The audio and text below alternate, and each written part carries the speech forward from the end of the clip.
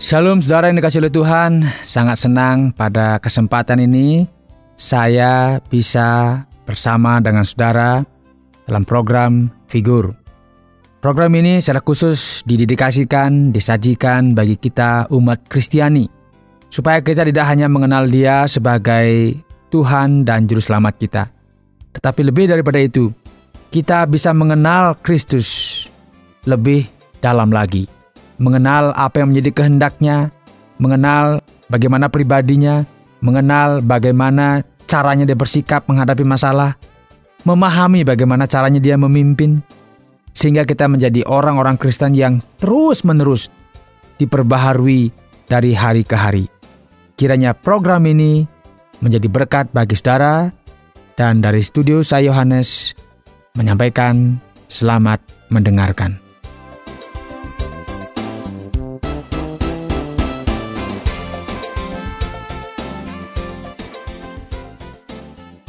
Saudara yang dikasihi oleh Tuhan, ada sebuah ungkapan bagi orang-orang yang sangat rajin melayani, yaitu tidurnya di gereja. Iya, kalau tidurnya di gereja itu koster, saudara. Tetapi kadang-kadang itu semacam ungkapan-ungkapan yang dikatakan orang, wah rajin sekali ya, sampai tidur di gereja.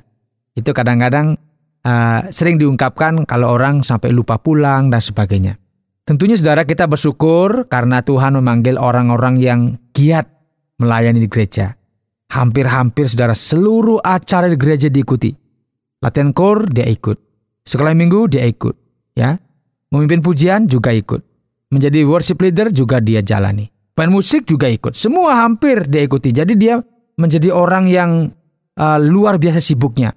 Dan tentunya gereja sangat memberikan apresiasi atas semangat yang dimiliki oleh anggota gereja yang demikian. Karena kalau semua demikian, gereja akan sangat maju, saudara.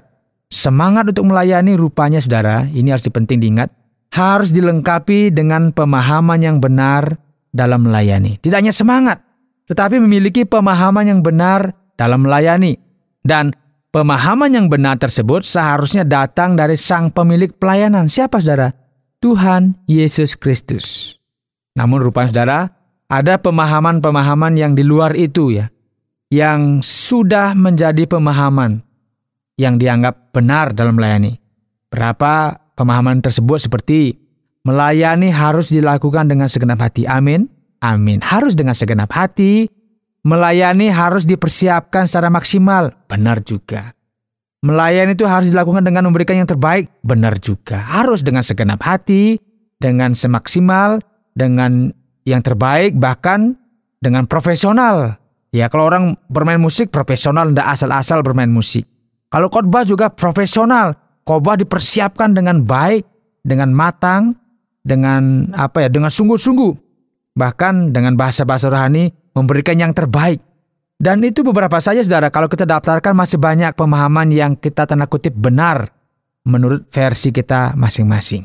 Nah, pernah nggak kita bertanya kepada Tuhan Yesus, kalau kita bertanya ini ya, apa yang Dia kehendaki?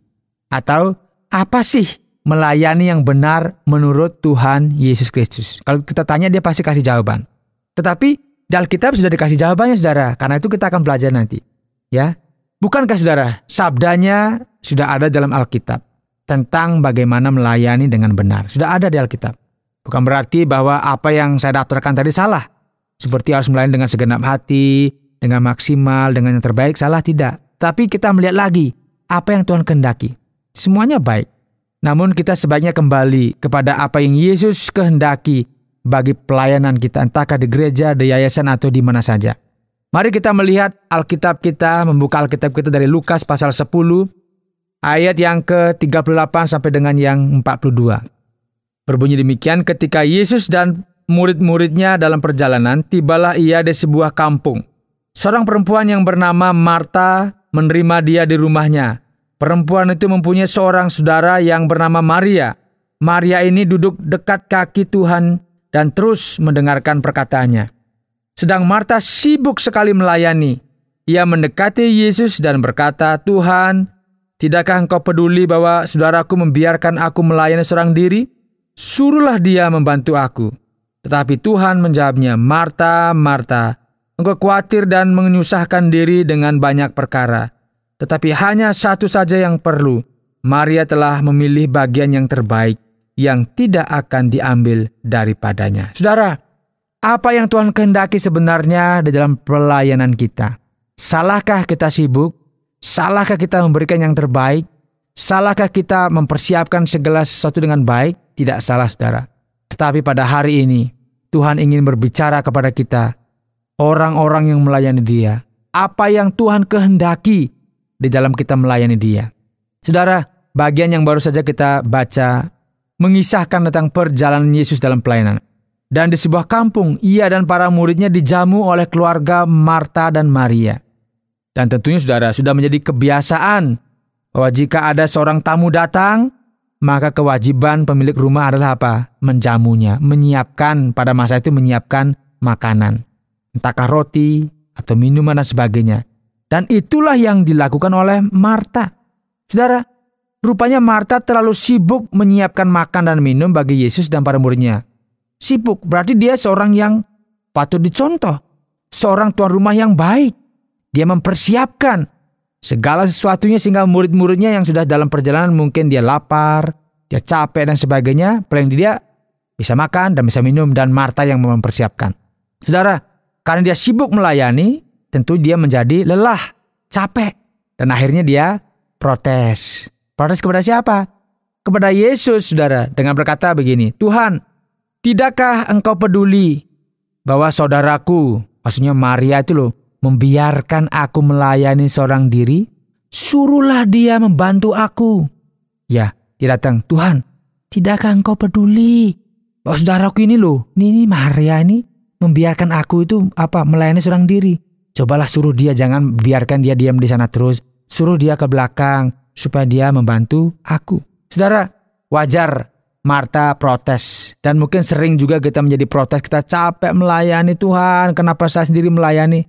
Orang lain kemana semua, gak mau bantu saya pelayanan. Saya capek, dan saya katakan, mungkin kita berkata, saya ini sudah capek melayani. Saya kerja dengan serius untuk memperhatikan semuanya. Kita mengeluh, saudara. Apakah salah? Tidak salah, karena orang capek bisa mengeluh. Nah saudara, rupanya protes Marta ini ditanggapi serius oleh Yesus dengan memberikan hal yang sangat mendasar bagi sebuah pelayanan. Yesus berkata, Marta, Marta, engkau khawatir dan menyusahkan diri dengan banyak perkara, tetapi hanya satu saja yang perlu. Maria telah memilih bagian yang terbaik, yang tidak akan diambil daripadanya. Di dalam ayat 39 dikatakan, Maria ini duduk dekat kaki Tuhan. Artinya dia memilih bagian yang terbaik apa? Duduk dekat kaki Tuhan untuk apa? Untuk mendengarkan pengajarannya. Yesus datang ke sana dan memberikan pengajaran. Ya, dekat di sana, mendengarkan apa yang disampaikan. Dia bersekutu sangat erat dengan Tuhan. Dia dekat dengan kaki Tuhan. Artinya apa? Dia memilih bagian yang terbaik yang tidak akan diambil daripadanya. Saudara, tentunya jawaban Yesus ini tidak menjawab apa yang menjadi ganjalan Marta terhadap saudaranya Maria. Yesus tidak menyuruh Maria pergi menemui Marta untuk membantunya, melainkan apa, saudara? Memuji Maria karena telah memilih bagian yang terbaik, yaitu dengan cara apa? Yang saya katakan tadi, duduk dekat kaki Yesus untuk mendengarkan pengajarannya. Saudara yang dikasihi oleh Tuhan, melalui kisah ini Yesus ingin mengingatkan setiap orang yang mengaku sibuk melayani seperti Marta, bahwa ada satu hal yang tidak boleh dilupakan, yaitu apa? Duduk dekat kaki Yesus untuk mendengarkan sabdanya. Ini artinya bahwa Yesus menghendaki setiap orang yang melayani Tuhan harus bersekutu dengannya secara intim, dan itu menjadi landasan bagi setiap pelayanan yang benar di mata Tuhan. Sibuk, boleh sibuk, tetapi jangan lupakan persekutuan dengan Tuhan, pribadi lah pribadi. Yesus tidak sedang mengatakan bahwa Marta salah, tidak, saudara. Karena dia terlalu sibuk melakukan hal-hal yang berkaitan dengan hal-hal makan dan minum, mengkhawatirkan ini dan itu, tidak. Mungkin dalam gereja membuat rancangan kerja, dalam yayasan membuat rencana kerja dan sebagainya, tidak salah. Tentu Yesus dan para murid juga sangat berterima kasih ya kepada Marta karena jamuan yang diberikan, dipersiapkan itu sangat baik. Namun Yesus sedang mengajarkan bahwa mendengarkan sabdanya adalah bagian yang terbaik, terpenting, dalam sebuah pelayanan. Sehingga kita tidak menjadi sepertinya kita kerjakan semua sendiri seolah-olah kita yang punya pelayanan. Padahal yang punya siapa? Tuhan Yesus. Ada seorang kalau berdoa katanya harus begini, Tuhan, Engkau sedang kerja apa hari ini? Apa yang mau Kau kerjakan pada hari ini? Bolehkah aku ikut dalam pekerjaan itu? Artinya apa? Tuhan mau kerja apa hari ini? Apa yang ingin Dia kerjakan dalam kehidupan kita? Kita dilibatkan di sana. Bukan kita sibuk melakukan sesuatu dan kita melupakan sang pemilik pelayanan. Saudara yang dikasihi oleh Tuhan, dalam konteks kisah ini, bahwa mendapatkan kesempatan mendengarkan Yesus adalah kesempatan yang istimewa. Karena itu haruslah dipergunakan sebaik-baiknya dan Maria sudah memilih untuk mendengarkannya dan dia telah memilih bagian yang terbaik. Karena itu saudara yang dikasihi oleh Tuhan, sibuk melayani perlu dievaluasi lagi. Apakah kita benar-benar melayani Tuhan atau melayani organisasi atau melayani memuaskan diri kita sendiri? Apakah kita sibuk melayani hanya karena ingin mendapat pujian dari manusia? Sibuk melayani harus didasarkan pada pemahaman yang benar bahwa duduk dekat kaki Yesus dan mendengarkan sabdanya adalah landasan yang kokoh bagi sebuah pelayanan yang menyenangkan hati Tuhan. Inilah yang Yesus kehendaki, menyenangkan hatinya. Yaitu apa? Duduk dekat kakinya, bersekutu dengannya, harus menjadi bagian terpenting dalam membangun sebuah pelayanan kita. Jadi kebanyakan sekarang orang sibuk semuanya. Dan sampai dia berkata, saya capek melayani. Padahal apa? Pelayanan itu milik Tuhan. Kita harus dekat dengan Tuhan. Duduk dekat dengan kakinya. Untuk apa? Mendengarkan apa yang menjadi kehendaknya. Mari melayani Tuhan dengan cara yang benar. Sibuk boleh sibuk. Tetapi jangan lupakan persekutuan kita dengan Tuhan. Ikuti cara Maria. Duduk dekat dengan kakinya. Untuk apa? Mendengarkan apa yang menjadi kehendaknya. Kiranya Tuhan memberkati kita dan memberkati pelayanan kita masing-masing. Bila ku renungkan kasih Tuhan yang telah menyelamatkan diriku, walau salib berat ditanggungnya, apa balasanku padanya? Seperti Kristus mengasihi daku, ku mau mengasihinya selalu,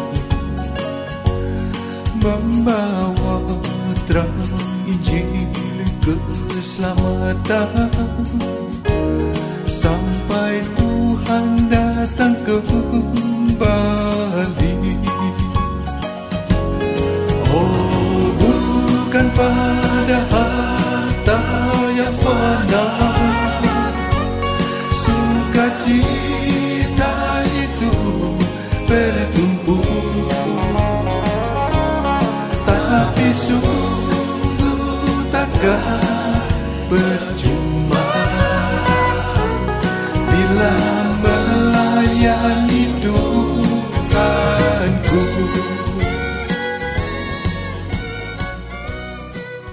Jika saudara ingin mendengarkan atau ingin belajar lebih dalam lagi tentang tokoh atau figur Yesus Kristus, silahkan kirimkan surat ke Tromol Pos 261 Batu 65302 Jawa Timur atau melalui SMS ke 081 333 777 386. Saya Yohanes, mohon pamit dari ruang dengar Anda dan sampai jumpa dalam program selanjutnya.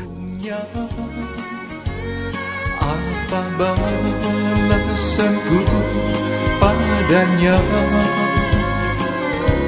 Seperti Kristus mengasihi daku, ku mau mengasihinya selalu, membawa terang Injil keselamatan sampai Tuhan datang ke Terima kasih Anda sudah mengikuti program kami. Jika Anda diberkati, jangan lupa like, komen, dan share supaya Anda tidak ketinggalan setiap program terbaru kami. Jangan lupa juga untuk subscribe channelnya dan nyalakan loncengnya. Jika Anda ingin mendukung pelayanan kami, bisa melalui rekening kami berikut ini atau menghubungi kami di sini.